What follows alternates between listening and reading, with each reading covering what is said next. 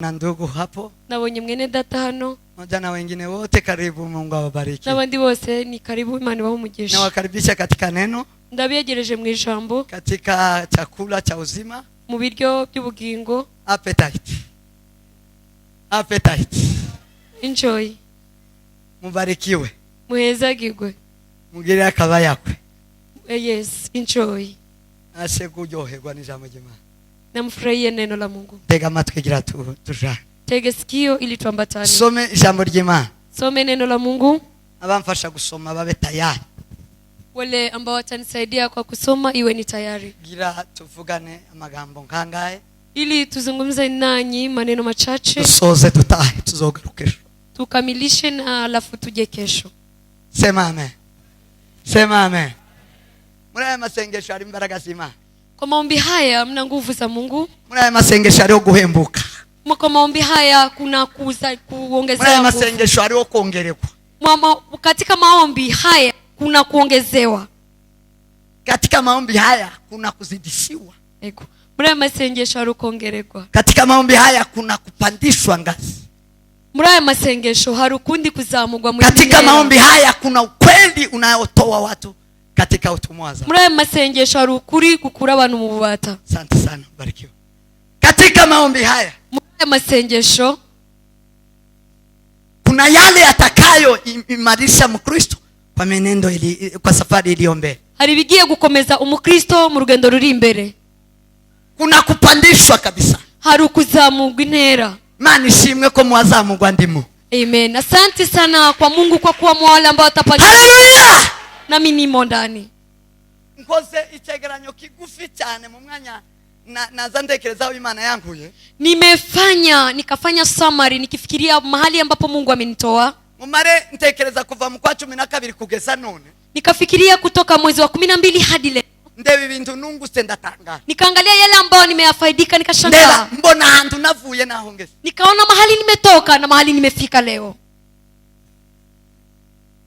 None Imana ishimwe ko ndangije ubundi bwiza ngiye kuja. Kwa hiyo Mungu asifiwe kwa sababu ninaangalia tazamia uzuri nyingine ambao nataka kuingia. Haleluya! Haleluya!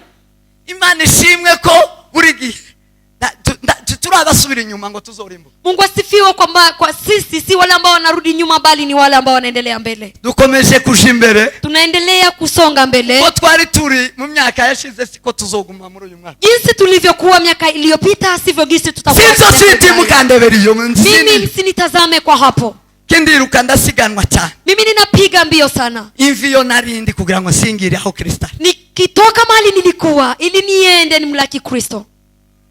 Abaguma gusigara bye bye. Wale ambao wanabaki kuendelea kubaki bye. Imana ishimwe uko narindi muri umoja atariko ndi hano. Amen. Mungu asifiwe jinsi nilikuwa kwa umoja siko niliko hapa. Ko narindi umoja siko ndi hano. Jinsi nilikuwa umoja siko niliko hapa. Siko. Si hivyo. Siko. Si vile nilikuwa. Siko. Si vile. Hari ndambwe ninjiye. Kuna hatua nimeingia. Hari ubwiza ninjiye. Kuna uzuri nimeingia. Hari kindi nasingiri. Kuna lile jambo nimepata. Nano. Pia na hapa Simbaga. sisimami. Kindaso. Bali nasonga mbele. Naendelea. Bene data ndabatumye ngo muze tugende kwa Yesu. Wapendwa nawalika ili tuende kwa Yesu. Muze twegere Imana. Njoni tumkaribie. Muze twegere Imana isibimenye. Njoni tukaribie Mungu ulimwengu utambue. Muze twegere Imana abanyamurenge babimenye. Njoni tukaribie Mungu uko muze twegere Imana Afrika ibimenye. Njoni tukaribie Mungu Afrika itambue. Sema amen. Amen. Sema amen. Amen. Sema amen. Hallelujah. Mani habwe icyubahiro ko tunezerewe no. Mungu asifiwe kwa kuwa. Dusome Abalewi. Tusome cha mbere murongo wa mbere kugeza ku wa 4. Tusome katika kitabu cha Walawi sura ya 1 mstari wa 4.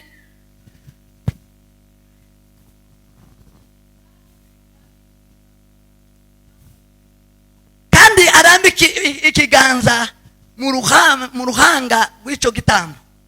Cyoswa niho kizemererwa kumubera impongano. Nibwo kizemererwa kumubera impongano. Abikire ico kimasa imbere y'Uwiteka.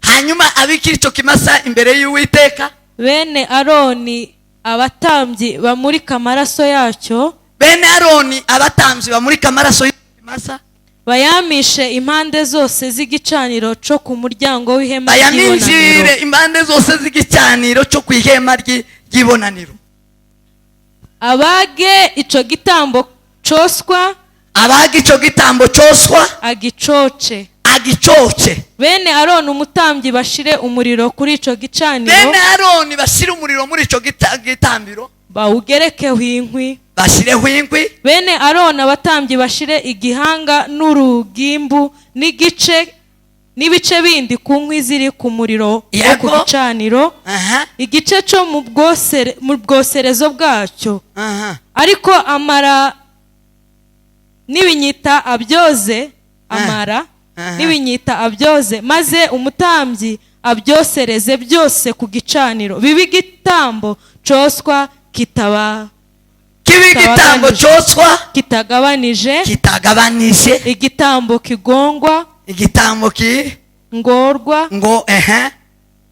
gikongorwa n'umuriro yego. w'umubabwe uhumurira Uwiteka neza. Amen. Amen. Bwana akamwita Musa na kusema naye Bariki. kutoka katika hema ya kutaniana, Aha. akamwambia, nena na wana wa Israeli uwaambie, mtu wa kwenu atakapomtolea Bwana matoleo, mtatoa matoleo yenu katika wanyama wa mifigo, katika ng'ombe na katika kondoo, matoleo yake kwamba ni sadaka ya kuteketezwa ya ng'ombe.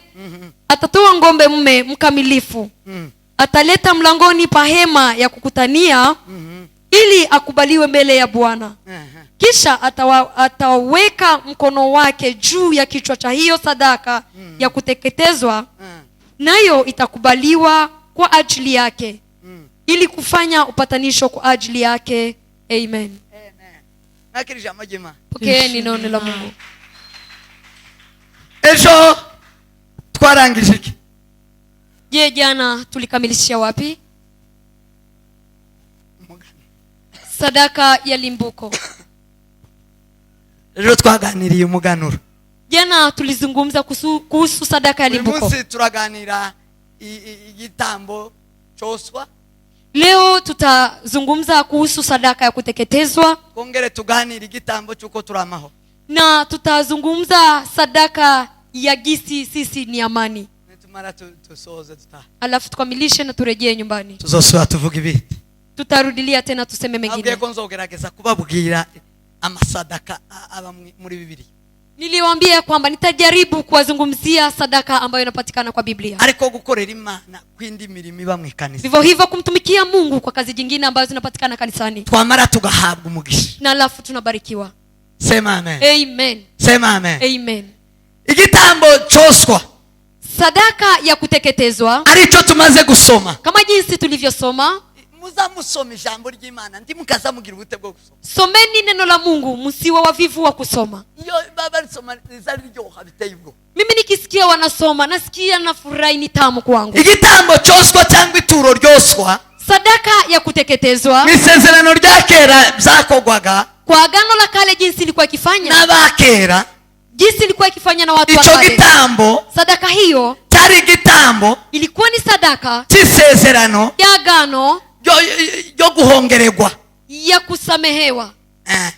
Guhongererwa Kusamehewa cyari igitambo cy'imbongano, ilikuwa ni sadaka ya kusamehewa, igitambo gishigwa Imana sadaka ambayo ilikuwa ikipelekewa Mungu kugira ngo umuntu ababari kwisa, ili mtu aweze kusamehewa, kugira ngo umuntu akugwe wica, ili mtu atolewe dhambi. hanyuma rero kigatambwa mu buryo butatu, Ilikuwa napewana kwa namna tatu, kandi kigatambwa ku ihema ry'ibonaniro. na ilikuwa natolewa kwa hema ya kukutaniana. Narababwiye ihema twavuze ngo niki, muzo twagiye tuvuga ihema niki? Ni Kristo, ni kanisa. Yes. Ihema ni Kristo. Ikanisa ni Kristo. Hema inamaanisha ni Kristo, kanisa pia ni Kristo. Rusengero ni Kristo. Kanisa ni Kristo. Igihe tuvuga ihema muzamumva ko ari Kristo. Nyakati zote tutazungumzia kuhusu hema, jueni ya kwamba ni Kristo. Muri isezerano turimo. Kwa agano hii jipya tulimo ndani. Mu isezerano rya kera ryari ihema. Kwa agano la kale ilikuwa ni hema, Mu isezerano rishya ni Kristo.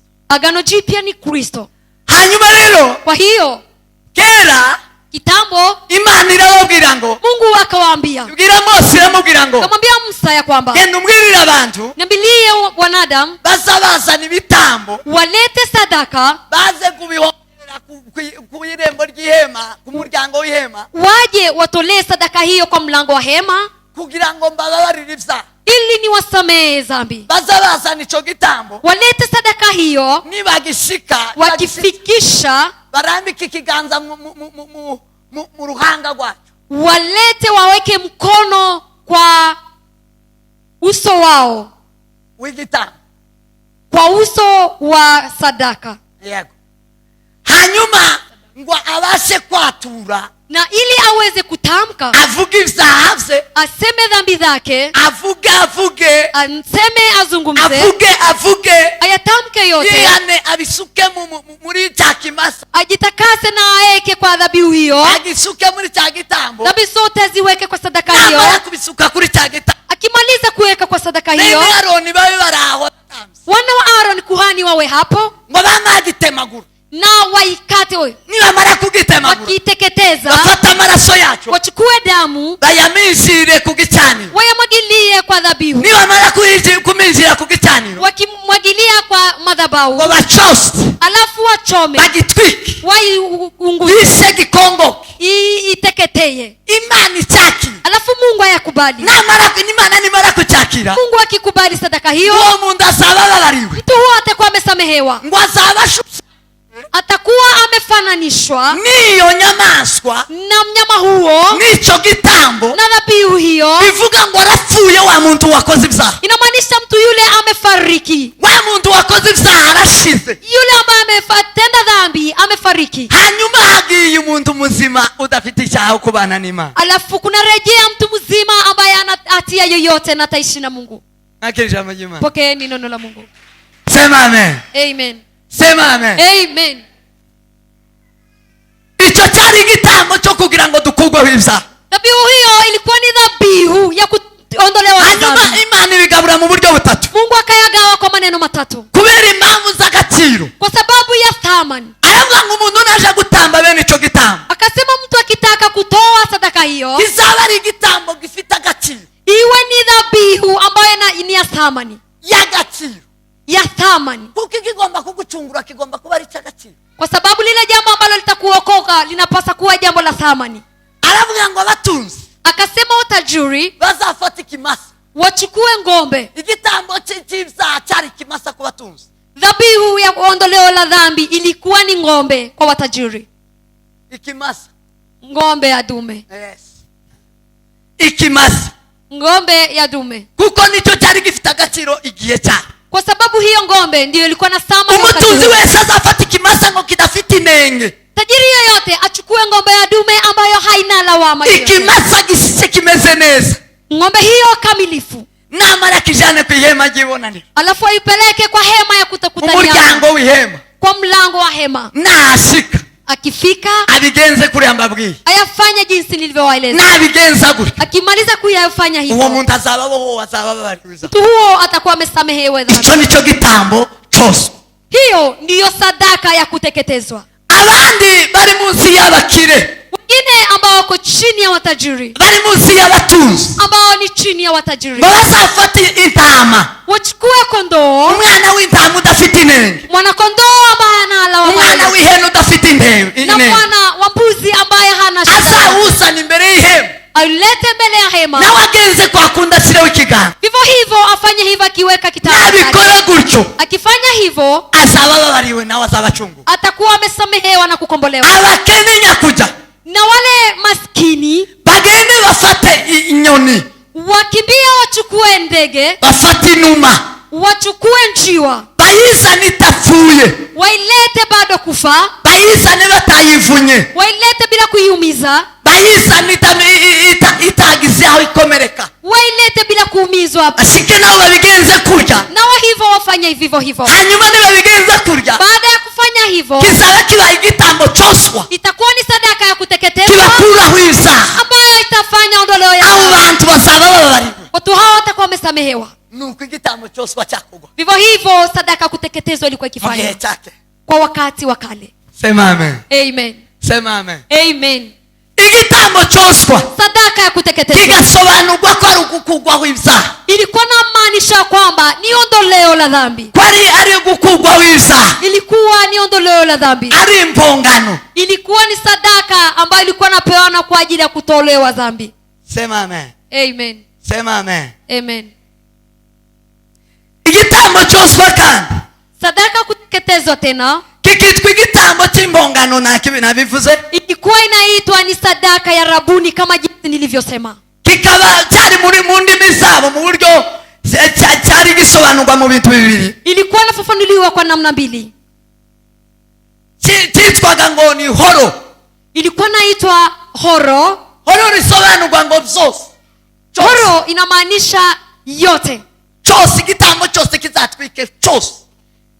Sadaka yote iteketezwe yote. Cyose ndagira kizasiga. Kusibaki hata neno moja. Bivuga ngo uwo muntu yezwe wese.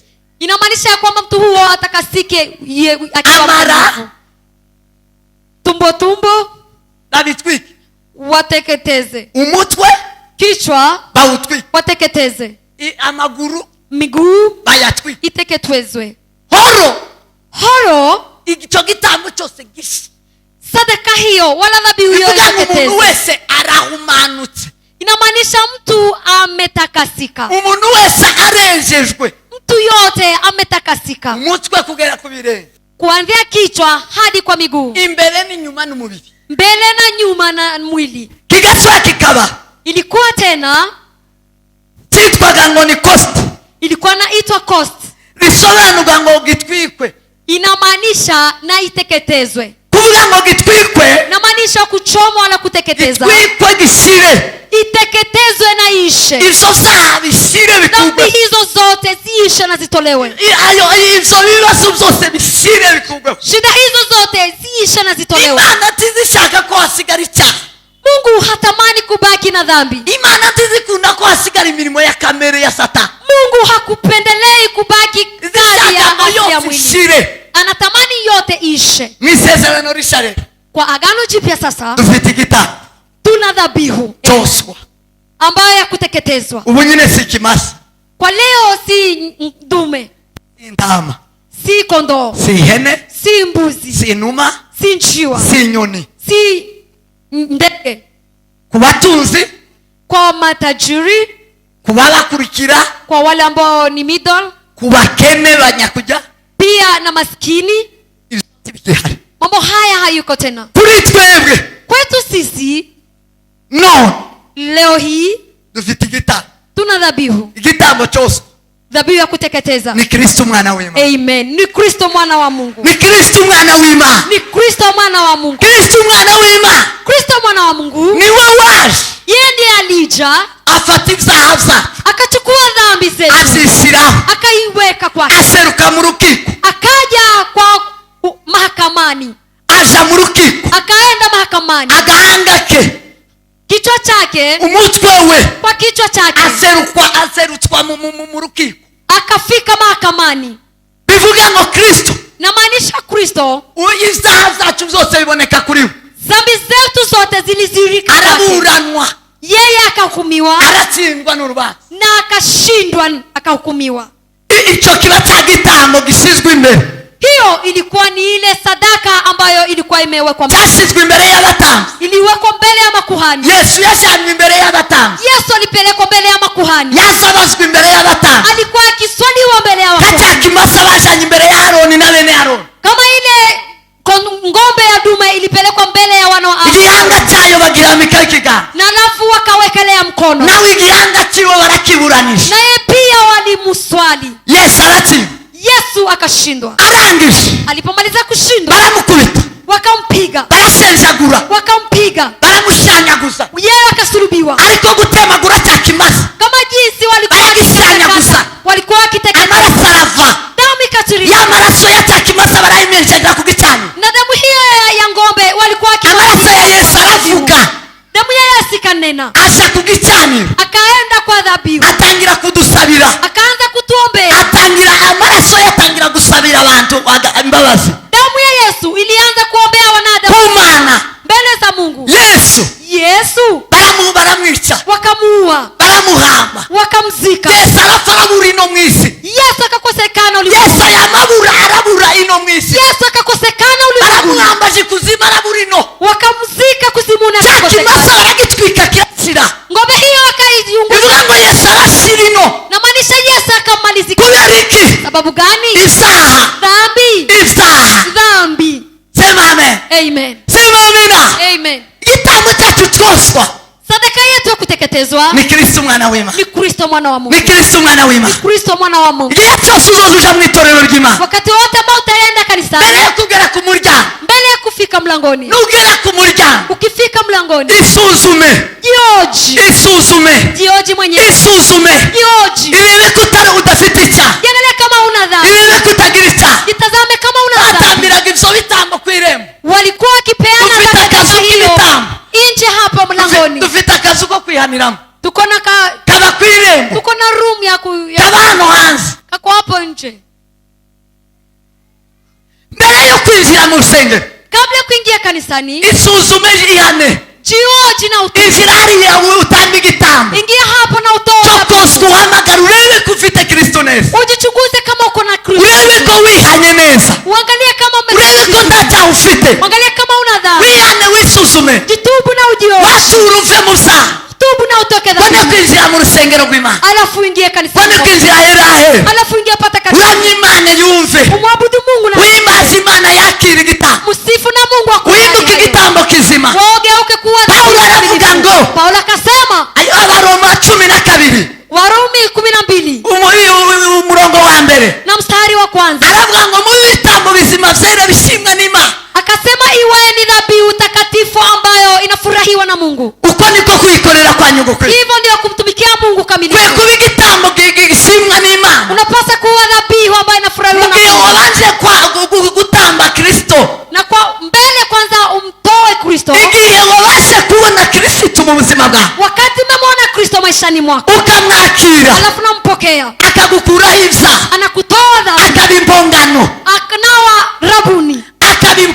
akanawa rabuni, akaba umucunguzi, yeye anakuwa mkombozi. icyo gihe Wakati huo kuzuhinduka igitambo kifite umumaro, hapo ndio unageuka kuwa dhabihu, sadaka, nibwo ubasha gukorera Imana, manukato. Hapo ndio unaweza kumtumikia Mungu Baba Imana ikakira, na Mungu anapokea. nibwo uririmba, Hapo ndio unaimba, Imana ikanezerwa, Mungu anafurahia, ukabukorera Imana, na unakuwa unamtumikia Imana Mungu, ugahabwa umugisha n'Imana, alafu unabarikiwa na Mungu. nibwo gihe Hapo ndipo utanga haleluya, unapeana haleluya, Imana ikanezerwa, Mungu anafurahia, kavuga ngo muri umwana waje kunda we, anasema huyu ndio mwana mpendwa, yatanze igitambo cy'impongano, ametoa sadaka ya yatanze kuteketezwa, igitambo cyoswa, yeye amepeana sadaka, yaciye hariya ku irembo, amefiwa na amepita, aravuga ngo Mana mbabarira, akasema Mungu nisamehe, Mana neza tunganya, Mungu nitakase. icyakora cyose mu rusengero Jambo lolote litendalo kanisani kiramubera umugisha, itakuwa baraka kwake, kiratungana, yeye itakuwa ni kamilifu, kiraba cyiza, itakuwa kizuri, azaba akoreye Imana atakuwa amemtumikia mu Mungu buryo bukwiye. kwa namna nzuri. Ariko utihana, Yule ambaye hajatubu ukinjiranamo n'ibyaha, alafu unaingia na dhambi, uzovumwa. wewe utalaniwa. Twari hariya haruguru muri Prime, Tulikuwa hapo juu kwa kanisa la Release, ariyo Pastor Sunzu niwe ahabwira, kuna mchungaji Pastor Sunzu ndio aratubwira ngo umunsi umwe mu Minembwe, kasema siku moja huko kwetu umwana w'umukobwa yavuye gusambana, msichana alitoka kufanya uzinzi, ngo araza araririmba, akaja akaimba, batangira gutera indirimbo araririmba, akaanza kuimba wimbo. umusaza umwe ngo yuzura umwuka w'Imana mu ntebe, Mzee mmoja akajaa Roho Mtakatifu wa Mungu, baraza aramwegera ngo wa mukobwa we niki, kamwambia msichana, ni wa nini mukobwa we niki umefanya nini? kuraririmba gute, Je, unaimbaje uvuye gusamba na unatoka kufanya uzinzi, ukaza kwanduza urusengero, alafu unakuja kuchafua kanisa la Mungu, ukabuje kwanduza urusengero, unaja kuchafua kanisa, kurahumanya urusengero rw'Imana, wewe bayamubwira ngo ayo mabere yawe ntakonse, akamwambia na matiti hayo yako, ayo mabere yawe ntakonse, asinyonye. mugihe yotahanye umugisha, Badala ya kupeleka baraka atahana umuvumo. akapeleka laana. Yatubwiye ngo yavuye ruguru, uwo mukobwa atarabyara, yarashatswe ntiyigeze abyara, Alituambia kwamba msichana huyo alitoka nyumbani bila kuzaa mtoto na ameoleka. kubera ko Sababu gani? yinjiye gukorera Imana, Alikuja kumtumikia Mungu nta gitambo cyose, bila sadaka ya kuteketezwa. muzovumwa hazovumwa ukorera Imana adafite atejejwe.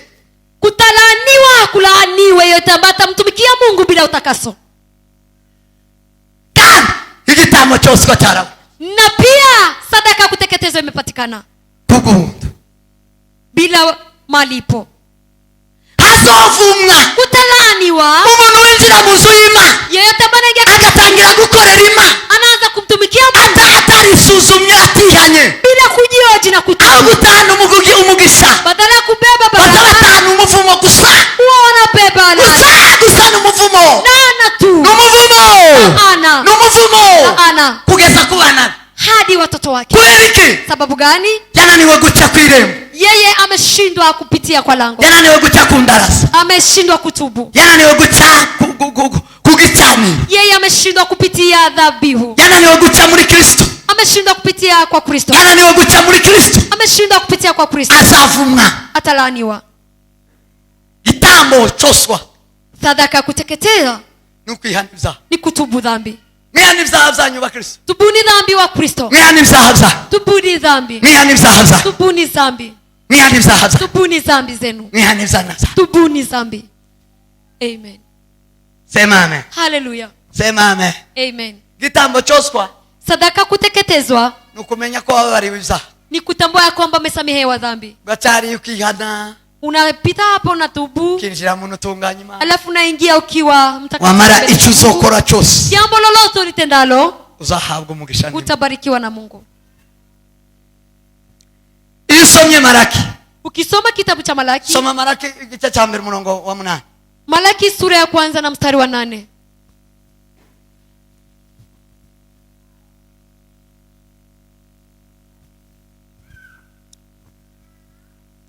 Niyegereze Bibiliya, uyegereze.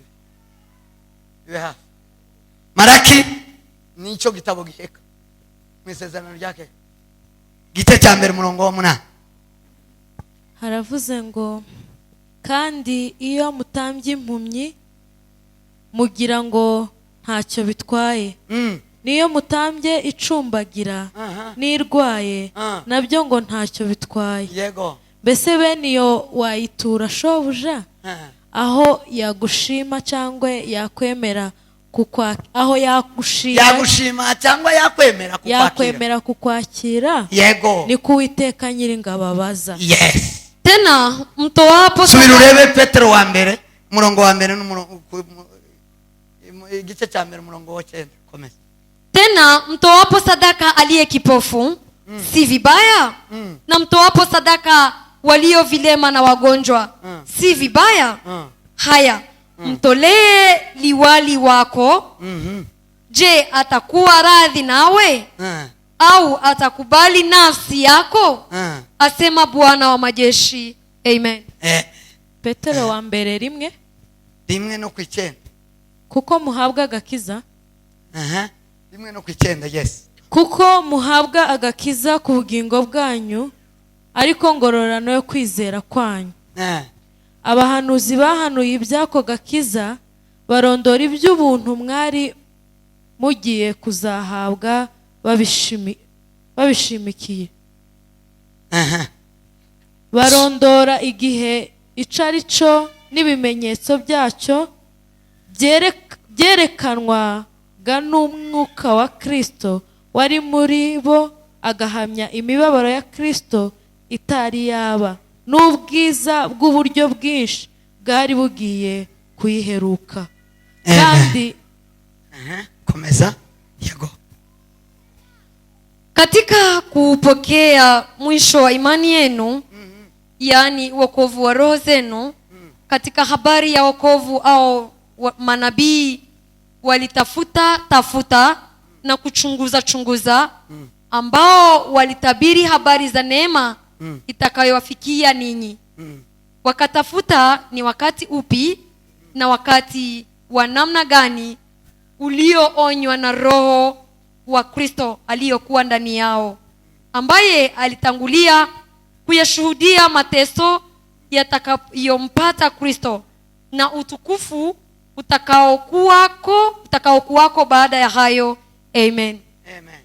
Amen. Ndashaka kuvuga ijambo rimwe gusa tube turasoje. Mahali hapa nitapazungumzia neno moja alafu tukamatishe.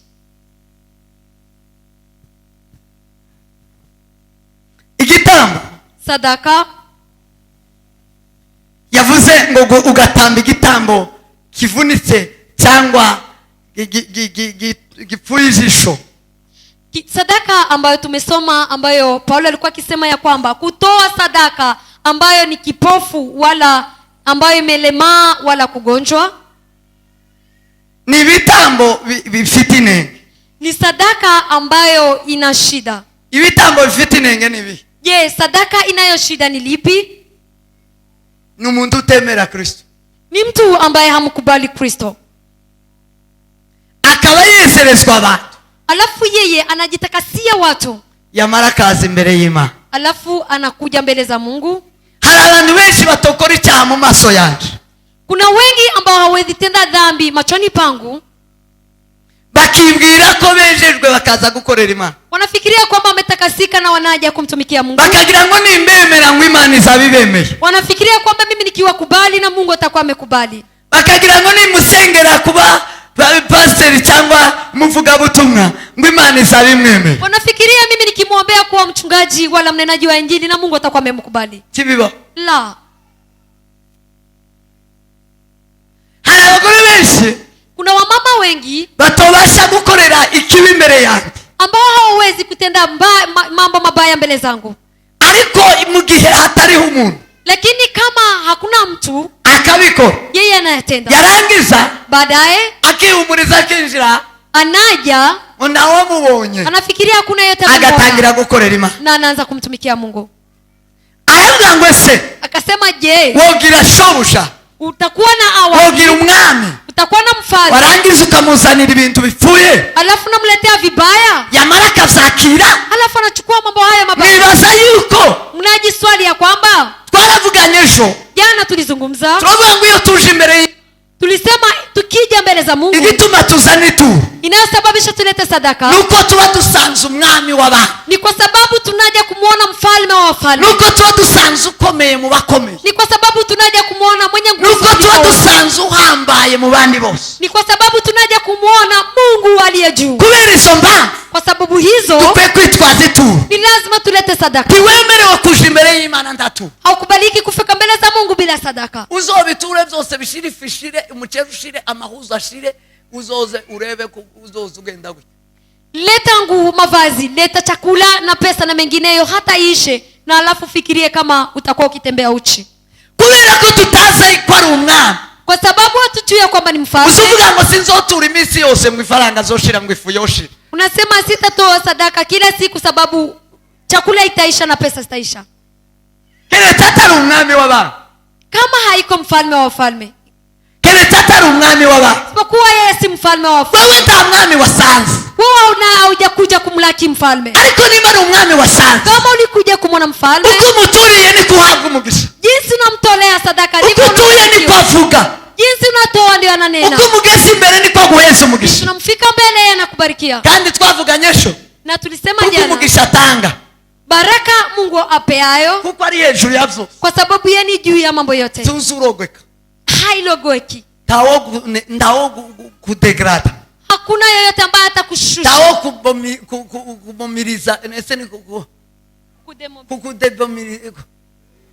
demobilisation, ndawo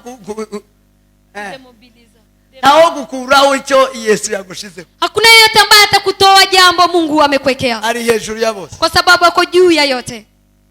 nta muntu muto yuzudemobiliza umuntu mukuru, hakuna mtu mdogo ambaye ana muweka chini mtu mkubwa, kandi nda muntu mutoya uzuheza umuntu mukuru promotion, na hakuna mdogo mwenye ko chini yako ambaye nta mutoya uzutanga promotion, hakuna mdogo ambaye anapeana promotion. Mtu mkuru wese ni uzutanga promotion, uzutanga isi, mkubwa kukuliko ndio anapeana jina na promotion. Yesu yaguha, Yesu akikupea ninde ukwaka, nani atakunyaganya? bo bishaka batobishaka. Wapenda usipopenda, Imana yabwiye Yoshua umunsi umwe, Mungu akimwambia mu Joshua, gitondo yamubwira ngo ngiye kugukuza mu Banyisirayeli mu gitondo kimwe. yego amemwambia kwamba leo hii nitakukuza mbele ya nagukuza Waisraeli, imbere y'Abanyisirayeli bakwemera. nitakukuza mbele ya Waisraeli. yari muto cyane, yari muto cyane, alikuwa mdogo sana, tiyarazwi, tiyashyirwaga mu gati. hakuwa anajulikana kwa ariko kama, Imana iramubwira ngo mva nkubwire, lakini Mungu akamwambia sikiliza nikwambie, ndi umwami w'abantu, mimi ni mfalme wa ndi wafalme, umutegetsi mimi w'abategetsi, ni kiongozi wa viongozi, ni Imana nzima, mimi ni Mungu mzima, ni Imana ya so, mimi ni Mungu wa baba, ni Imana ya Aburahamu, mimi ni Mungu wa ni Imana Abraham, ya Isaka, Mungu wa Isaka, ni Imana ya Mungu Mose, wa Musa, wabanye nawe, ambaye amekuwa nao, njyewe wabanye na Mose, mimi niliyokuwa niye kubana nawe, nitakuwa nawe, nagukuza ubunyine, nitakukuza nawe, bakwemere, wote wakukubali, bakwemere. wote wakukubali. Imana yakwemere, Mungu akikukubali, ninde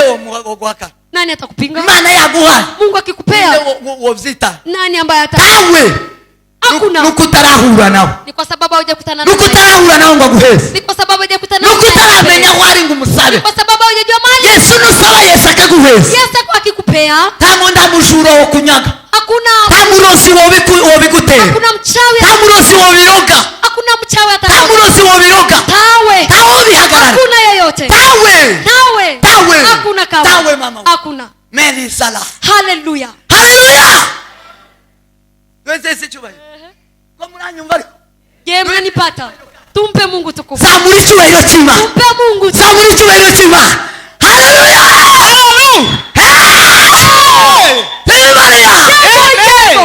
Sema amina, amina, amina kubwa. Elaria. Amina, amina, amina, amina, amina kubwa. Yes. Domene peria kadra saforia. Amen.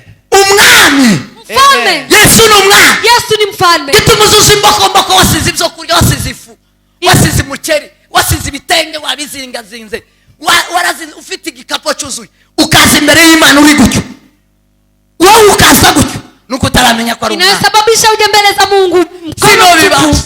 ni sababu hujajua kwamba Mungu ni mfalme. Mimi siwezi yaweza. Data. Baba. Yesu. Yesu. Yesu. Yesu. Yesu. Yesu. Umwami. Mfalme. Aramumva kubwira. Kamwambia sikiliza nikwambie. Igituma mutagomba gutura. Inayosababisha nyinyi msitoe sadaka. Ibi bose. Mabaya. Ibiciriritse. Ya chini ya Ibifite kiasi. inenge. Ambayo ina shida. Ngo kubera ko tufite umwami. Ni kwa sababu tuna mfalme wa wafalme. Usiriye ni umwami w'abantu. Yule ambaye unampelekea ni mfalme. Aho tusha. Mahali tunaelekea Ni ku mwami Imana. ni kwa mfalme Baba. Titwojayo. Hatuendi huko. Titwogerayo. Hatuwezi fika huko. Tuboze. Sisi tukioza. Dufite ibibose. Sisi tukiwa na mambo Dufite ya ibitemerwa. tukiwa na mambo ambayo Yarabashije aravuga ngo aliuliza akasema izo bifuye ijisho. haya ambayo ni vipofu. Ninde wovyemera? Nani atakubali? Ninde wovyemera? Nani atakubali? Nibuje Ukija wesherejwe njewe ambao unakuja unataka sisi. kugira ngo uzemerwe. Je, utakuwa? Ntawe mfite kuzinjirana mu bwato. Hakuna yote ambayo nitapeleka Ntawe kwa mfite ufalme. kuzoheka. Hakuna ile mbele nitambeba. Ntawe mfite zindi nzira. Mimi si njia. Ariko inzira ni Yesu Kristo, Mimi njia ni Kristo. umwana w'Imana isumba zose. Mwana aliye juu. Haleluya. Haleluya. Sema amen. Haleluya. Aramubwira ngo nimba muja ku mwami, Akasema kama mnatamani kwenda kwa mfalme, nimuzamuca muri Kristo, mpite ndani ya Kristo. nimuje ku gitambo, Mpite kwa dhabihu. nimuje ku gitambo kidagira inenge, Mpite kwa dhabihu kamilifu. ku gitambo kidafuye ijisho, Mpite kwa dhabihu ambayo haisiki. mve ku gitambo kidafuye ugutwi, Mpite kwa dhabihu ambayo si. muje ku gitambo gifite amaguru, Mpite muje ku gitambo gifite amaboko, mpite kwa dhabihu ambayo ina mikono, gikora.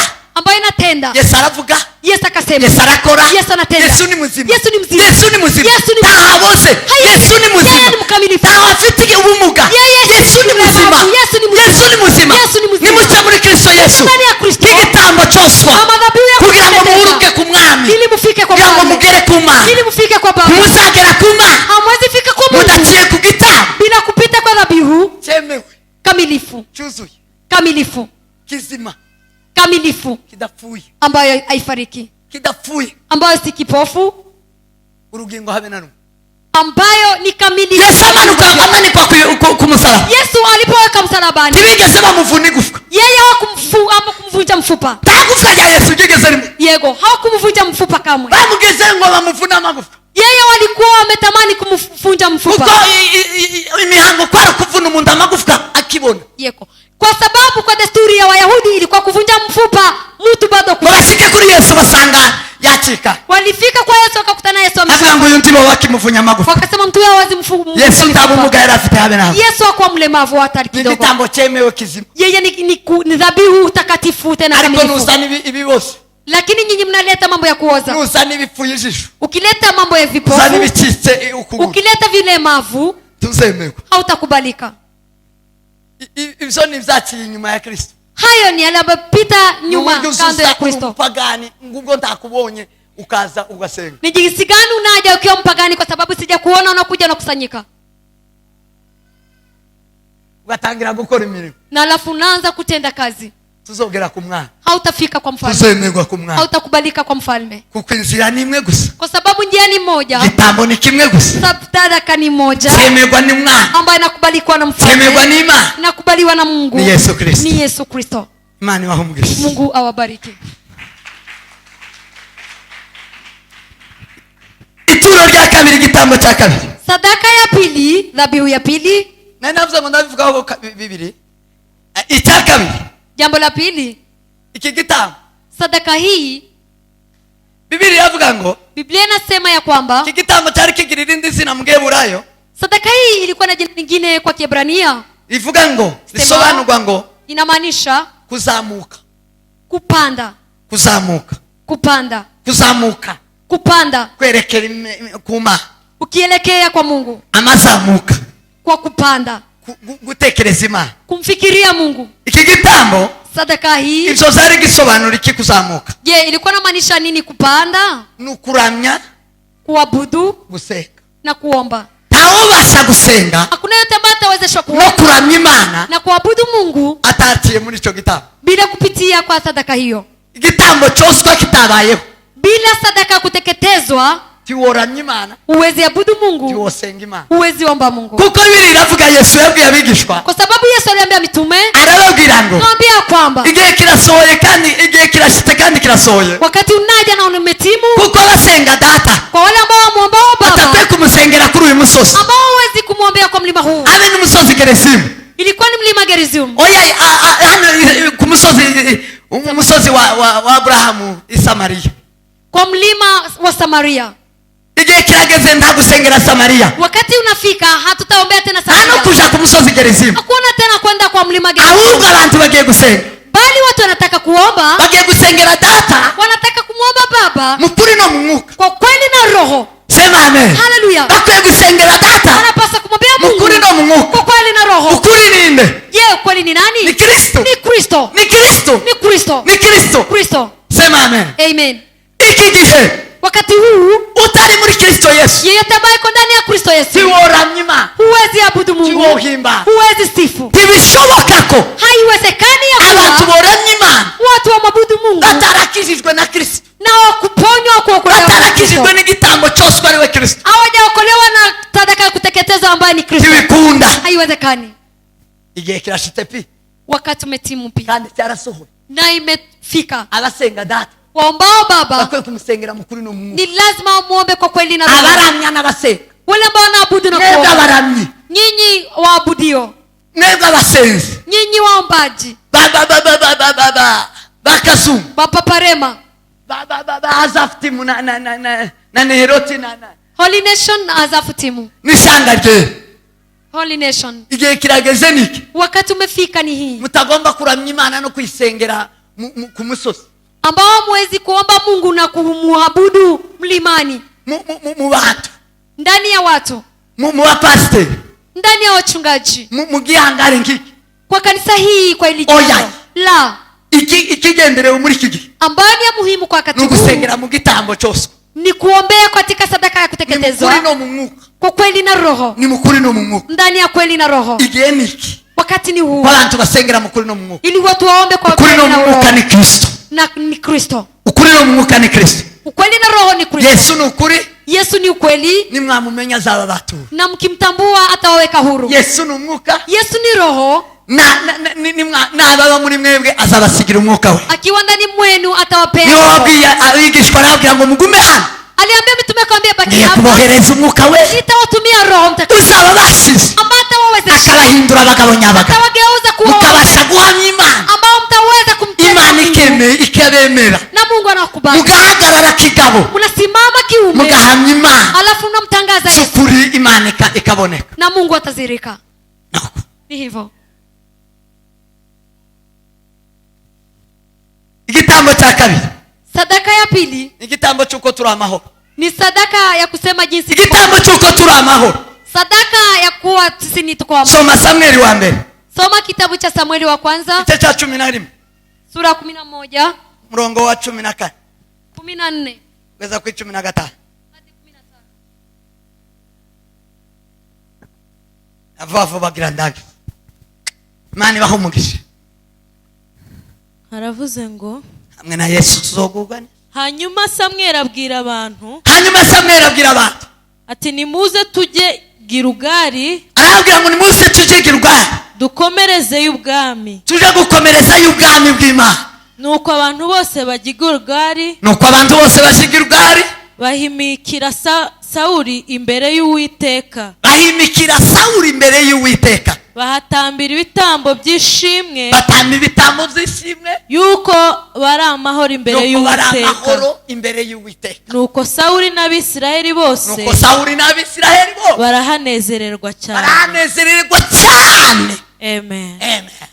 Samueli wa kwanza 11:14 Shukrani. Inasema Samueli wa mbere. Kisha Samueli akawaambia watu, haya, na twendeni mpaka Gilgali, tugende kugeza Gilgali, ili tuimarishe ufalme huko mara ya pili, kugira ngo tuje guhamya Imana umwami wacu ubwa kabiri. Nao watu wote wakaenda Gilgali. Ubwa mbere bwabaye igitambo cyose, ubwa kabiri ni igitambo cy'uko turi amahoro. Nao wakaenda wote Gilgali, bose barazamuka abanyesirayeli baje Gilgali, wakamtawaza Sauli mbele za Bwana huko Gilgali. Hanyuma ngo bimikira Sauli imbere y'abantu bose Gilgali, wakachinja sadaka za amani mbele za Bwana, ngo babasha gutamba igitambo cy'amahoro imbere y'Imana. Na huko Sauli na watu wote wa Israeli wakafurahia sana. Nuko Sauli n'abantu bose bo muri Israeli barishima cyane, baranezerwa cyane. Mwakirije amajima Mana we, twese cyubahiro kubwisha. Tupe Mungu tukufu. Haleluya, haleluya. Yasamekaya. Biblia yawe iri he?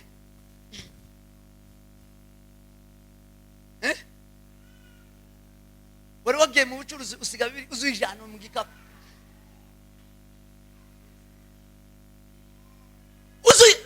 Igikapu kiza kijamwe amashimisi n'amapataro. Ya pataro wanzane ningi uze ndagoheza. Ndagoheza para uzamugurira pita amapataro, ariko nusubira kugenda nta Bibiliya ndimukamugurira. Kuri ukuntu twadusoma neza ngo nta Bibiliya pita.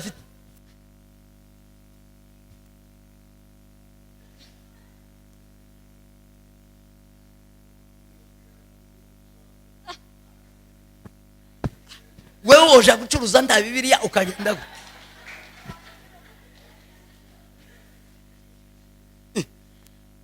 ndazaje gucuruza nta Bibiliya, muzamugenda nta Bibiliya, muzamuhisha ko muri abakristo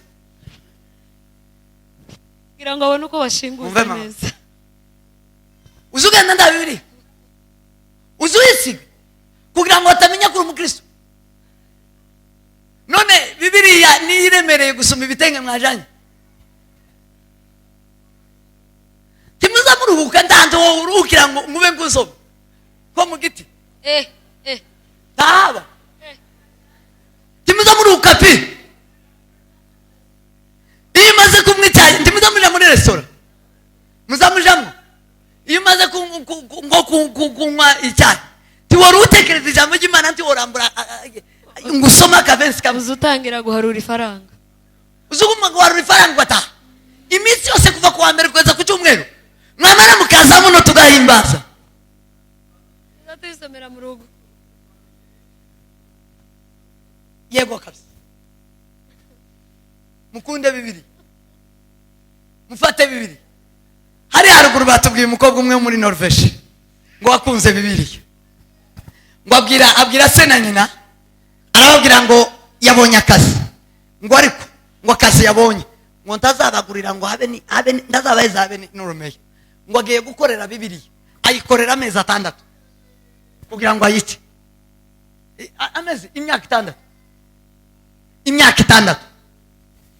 ngo arangize kuyica ngo ahantu Bibiliya zakaza zigugu ngo gwari urugendo rw'iminsi 11 uwo mukobwa afata urugendo rw'iminsi 11 kuja gushaka Bibiliya aragenda ashikaho Bibiliya ngo agere gutya asanga Bibiliya ya nyuma barayijanye ngo yamatsi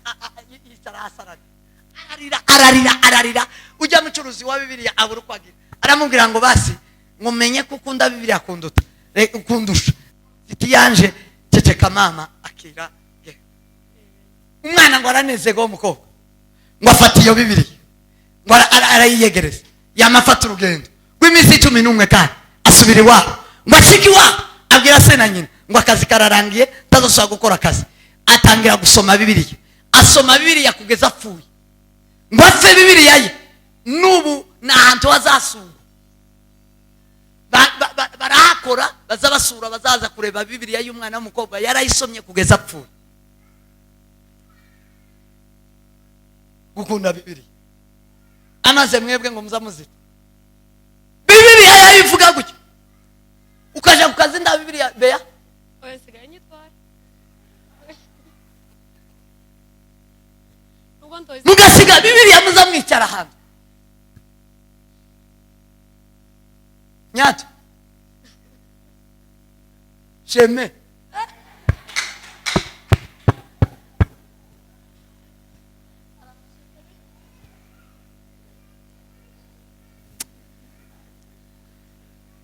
rebe shemeki akagenda nta Bibiliya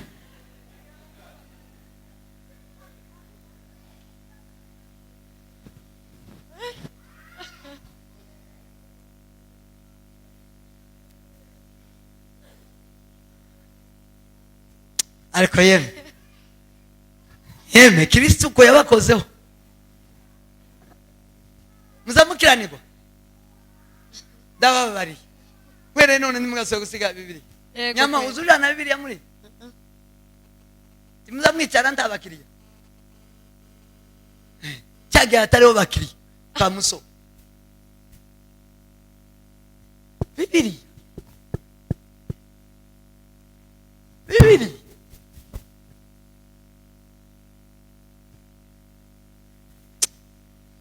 nako naringeze Sadaka ko turi amahoro makuru ya Samweli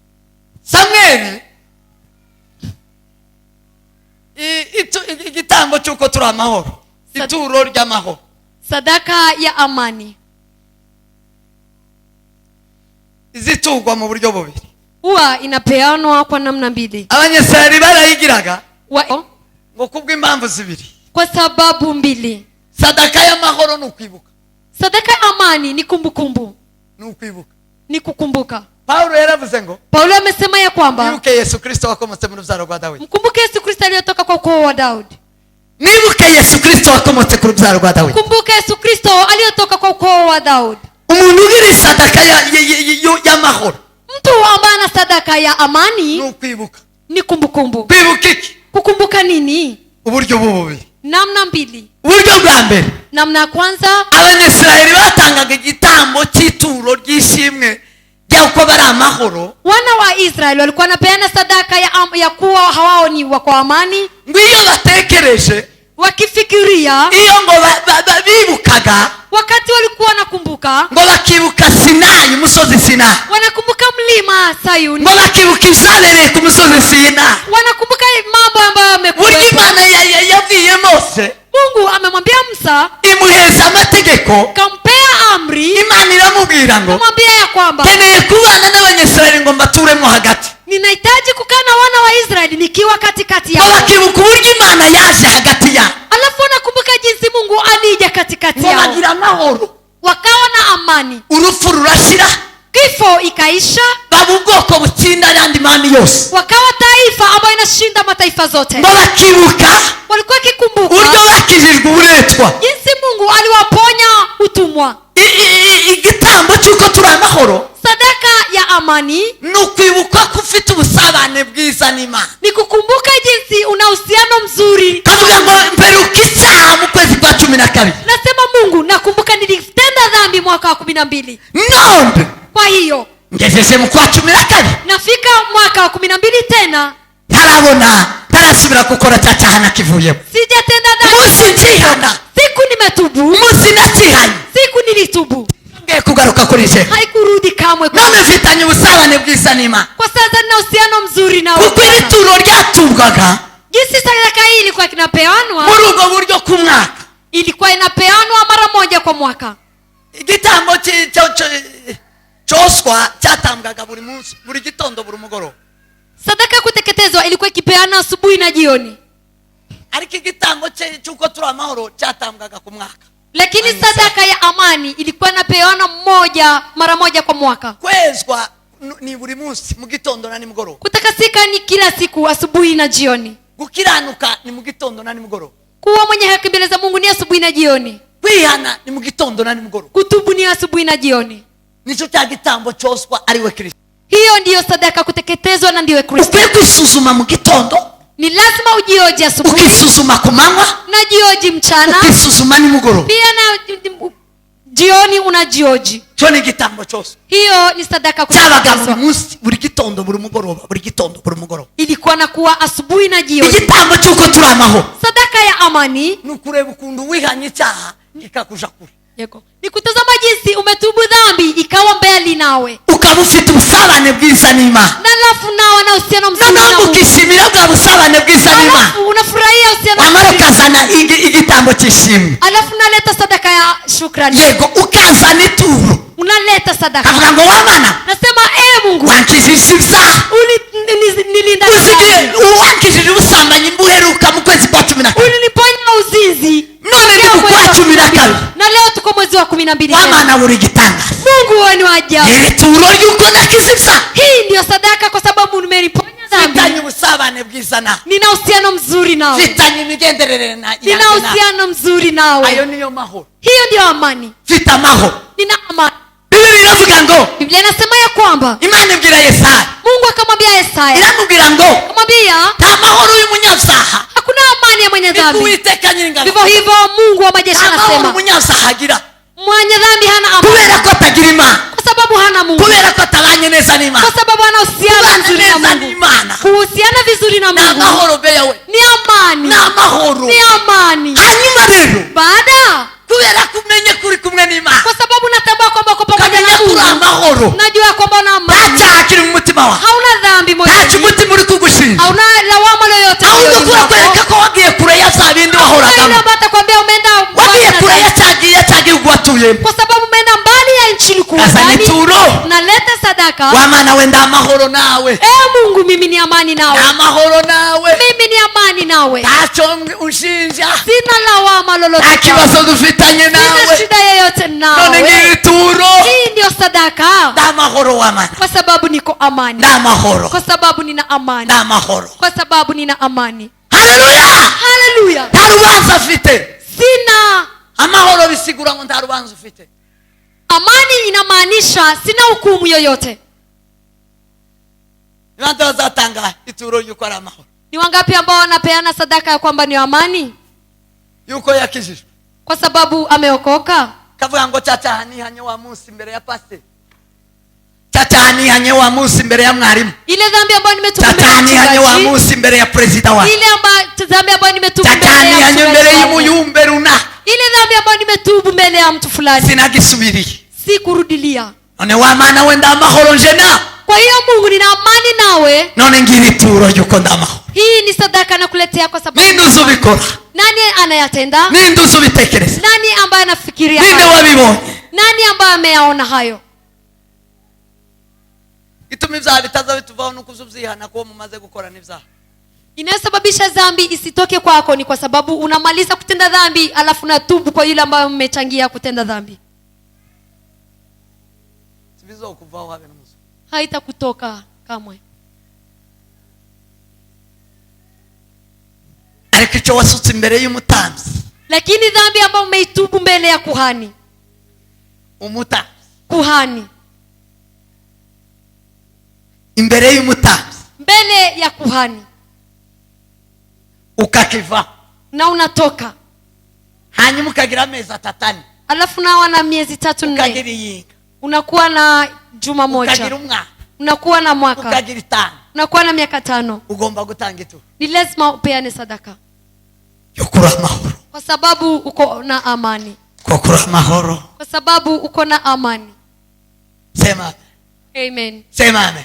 amen. Uwo niwo munsi mukuru Hiyo ndio sikukuu abanyisirayeli bisizaga. ambao wana wa Israeli walikuwa wakisherehekea. Iminsi mikuru kwari ugutamba ibitambo vy'uko bari amahoro, Sikukuu ilikuwa kutoa sadaka kwa kuwa wako na amani. noneho bakaririmba Alafu naimba avuga ngo sinzibagirwa umunsi nakizwaga, akasema sitasahau siku ngo nimekombolewa. Yesu yinjiraga mu mutima wawe. Wakati Yesu aliingia moyoni mwangu, Sinzibagirwa umunsi nakizwaga, sitasahau siku ubwo nimekombolewa. Yesu yinjiraga mu bugingo bwawe. Wakati Yesu aliingia ndani None ubu mwangu, ndamahoro. kwa sasa nina amani. Ngiri ituro ry'uko turi amahoro. Hii ndio sadaka kwa sababu tuko. Ngo nibwo buryo bwa mbere. Hiyo ndio namna ya kwanza. Kwari ukibuka amasezerano Ilikuwa ni kukumbuka agano Imana yabasezeranije, ambao Mungu yari yarabasezeranije iciye muri Mose, alikuwa na idea kupitia Musa. ngo bakishimira amasezerano. Walikuwa nafurahia agano. Ninde uza wibuka amasezerano? Nani ana ambaye anakumbuka Yabaraka yatangira ituro. alafu anapeana sadaka? Ninde uza wibuka icyo Imana yamuvuzeho? Nani ambaye anakumbuka jambo ambalo Mungu Ituro ry'amahoro, amemwambia? igishimwe ry'uko turi amahoro, ni ukwibuka icyo Imana yakuvuzeho pe. Sadaka ya sadaka ya shukrani. Niba ufite isezerano, Kumbuka lile jambo Mungu amesema. Kama una agano, uzozana ituro ry'ishumi, kama una ahadi, leta sadaka ya shukrani. ubwira Imana ngo Mana we nibutse ko nzoja mu ijuru. Sema Mungu nakumbuka ya kwamba nitaenda. Mana we nibutse ko wavuze ngo nzoja muri Amerika. Mungu nakumbuka umesema nitaenda Marekani. Nibutse ko wavuze ngo we Mana we nzotunga. Nakumbuka umesema kwamba mimi Nibutse we Mana we ko uzova muri buno bukene. nakumbuka gisi nitatoka kwa maskini Hari wangu. icyo wamvuzeho. Kuna jambo umetamka. Ayo ni amahoro. Agano ni amani. Sezerano ry'umwami Yesu ni amahoro. Agano ya mfalme. Sezerano ry'umwami Yesu ni ukubaho udapfuye. Agano ya Kristo ni kuishi bila kufa. Ntacyo kwica mu ibarabara. Hakuna jambo ambalo litakuwa Iyo wibutse isezerano ufite, ukikumbuka agano nayo, ntiwotinya guca aho uciye. huwezi hofia kupita mahali popote. Tutanga ishimwe ry'uko yibutse amasezerano tibagira icyo bamutwara. Yule ambaye anakumbuka ya kwamba ana ahadi na anapeana sadaka, yeye atapita kwa maadui na Ntibibaho. haiwezekani. Amezingatiya Kuko yarazingatiye. Amezingatiyaga. Yeye yarazirikanye isezerano. Amezingatiyaga. Yarazirikanye isezerano. Kuzingatiyaga Kuzirikana isezerano ni kutoa ni ugutanga sadaka ya shukrani igitambo cy'ishimwe kwa sababu ya amani. kwa kubera uri amahoro. Sababu ya amani. Kubera uri amahoro. Cya kabiri, Jambo la pili, ituro sadaka. ryatangwaga Sadaka ilikuwa imepeanwa ry'uko turi amahoro ambao tuko amani na amani mu gihe kwa wakati ngo wasanze mu mubiri wawe, wabyutse mu gitondo ugaterera ukuboko bigakunda, ugaterera ukuguru bigakunda, ukavuga mu nda kumva, undi akavuga nawe ukumva, ngukumva mu mubiri wawe uri amahoro. Sadaka hiyo ilikuwa napeanwa wakati ulikuwa kiamka asubuhi, unapiga mguu na mkono, unatamka, unatembea, unasikia mwili wako ni amani. Kazuka ukagenda mu cyumba cy'abana, Unaamka unaenda kwa bedroom ya watoto, ugasanga umwe yabyutse, unapata mmoja ameamka. imfura mwaramutse, Mzaliwa wa kwanza amjambo, akagusubiza mu mwaramutse, anakwambia hatujambo. ukurikira mwaramutse, Wa pili amjambo, akagusubiza mu mwaramutse, anakujibu hatujambo. kageza ku munani, Hadi mtoto wa 8, kageza kuri nyina, hadi kwa mamaye mwaramutse, amjambo, akagusubiza mu mwaramutse. nasema hatujambo. Irukaga n'ituro ry'uko muri amahoro. Ukipata hayo, kimbia na sadaka kwamba Shima Imana uvuge ngo Mana w'ijoro rirakeye turi amahoro. shukuru Mungu kama mmekucha tukiwa ni amani. Irukaga n'ituro uvuge ngo Mana turi amahoro. Beba sadaka useme Mungu tuko na amani. Mwaka urashize, Mwaka unaisha, turi mu nzu twese turi mu kwiro. sisi kwa nyumba ni amani. Amahoro amahoro. Ni amani amani. Ituro ritangwa Sadaka peanwa ugiye mu mubiri wawe ari amahoro. wakati kwa mwili wako ni salama. Iryo zagitwa ituro gishimwe ry'uko turi amahoro. Hiyo inaitwa ni sadaka shukrani kwa kuwa tuko na amani. Agace ka kabiri ka Na ya pili, zadutanga ituro gishimwe tunapeana sadaka ya yuko shukrani Imana yadukijije indwara. kwa sababu Mungu ametuponya magonjwa. iryo ryo murarizi. Hiyo mnaijua. Uzorisanga muri Zaburi 116 umurongo wa 17. Utaipata kwa Zaburi 16:17. 116. 116 hadi 17. 116 umurongo wa 17. Zaburi 116 hadi 17. Mstari wa 17. Yes.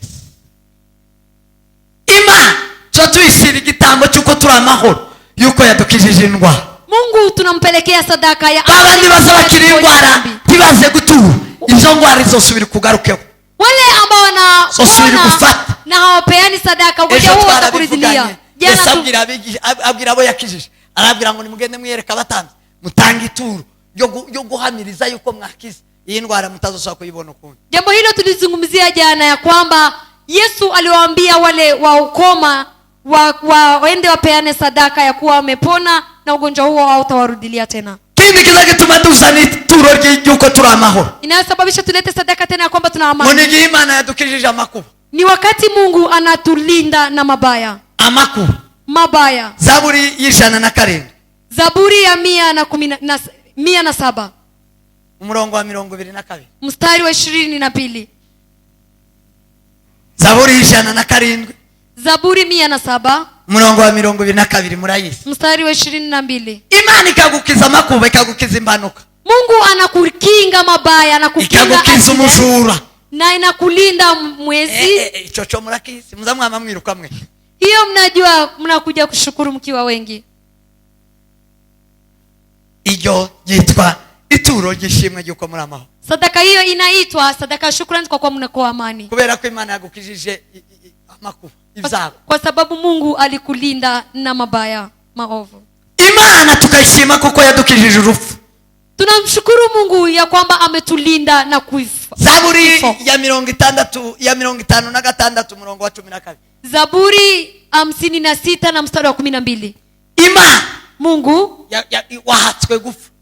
wewe ulikuwa karibu ya mauti. Imodoka yagize impanuka, gari ilipata ajali, abandi barapfuye urasigaye, wengine wakafariki bado ukabaki. Kwe gufata ituro y'ukuri uri amahoro. Ni lazima uchukue sadaka ya kuwa wewe ni uko amani. Wamara ukagenda ukabwira Imana ngo Mana wakijije urupfu. Alafu unasema Mungu umenilinda kifo. Shukrani. Icyo ni ishimwe yuko turi amahoro. Hiyo ni shukurani ya kuwa uko na amani. Turitanga turi bazima, tunaipeana tukiwa wazima, tukaritanga dukize, na tunaipeana tukipona. dukize indwara, dukize ibyago, dukize urupfu, tukipona mauti na shida na magonjwa na mengineyo. kubw'umugisha twakiririye muri Kristo, kwa baraka tuliyopokea ndani ya Kristo, ubuzima wa sante, maisha bora, ukwiye kuyatangira ituro. Ni lazima upeane sante yawe uzuyitangira ituro. Maisha bora ni lazima sante y'abantu uzuyitangira ituro. Maisha yako ni ya watoto ni lazima indwara kwa abantu uzugutangira ituro. Kupona magonjwa kwa watoto ni lazima upeane. Kuba uzugutangira ituro. Kupona na shida ni lazima upeane sadaka. Ukira kurufu uzugutangira ituro. Ukipona kifo ni lazima upeane sadaka. Cyo nico cyitwa ituro yishimwe. Hiyo inaitwa ni sadaka ya shukrani ya kwa mkoa amani. Ico gitambo kiremewe imbere y'Imana. Sadaka hiyo inakubalika mbele za Mungu. Nico gitambo umuntu azasangira n'abandi. Hiyo ndio sadaka mtu wanachangia na wengine. Nico gitambo abatamzi baza basangiramwo n'abakristo. Hiyo ndio sadaka ambayo wakuhani wanachangia pamoja na Wakristo. Yo batwagiraga ibitambo za mashimwe, tungekuwa na sadaka ya shukurani. Abapastori baba bategura ikintu, wachungaji wangekuwa naandaa jambo cy'ubusabane mu itorero ya kuchangia kanisa. Ukuje gushima ngo Mana ndagushimiye, ndashima Imana ko turi amahoro mu rugo, twese turi umukwiro, dufite sante, twese twabyutse turi mu ikanisa, awasigaye mu rugo ujyamye wagwaye cyangwa uri mu bitaro. None ngiri turo yuko turi amahoro.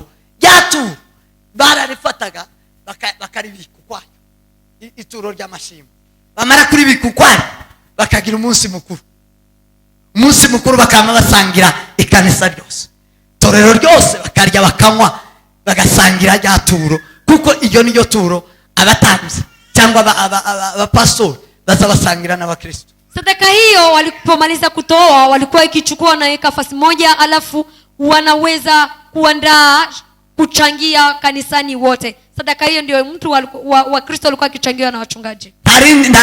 Ibindi bitambo byose timuza musangira n'abakristo. Alafu sadaka zingine hamzichangii na wachungaji.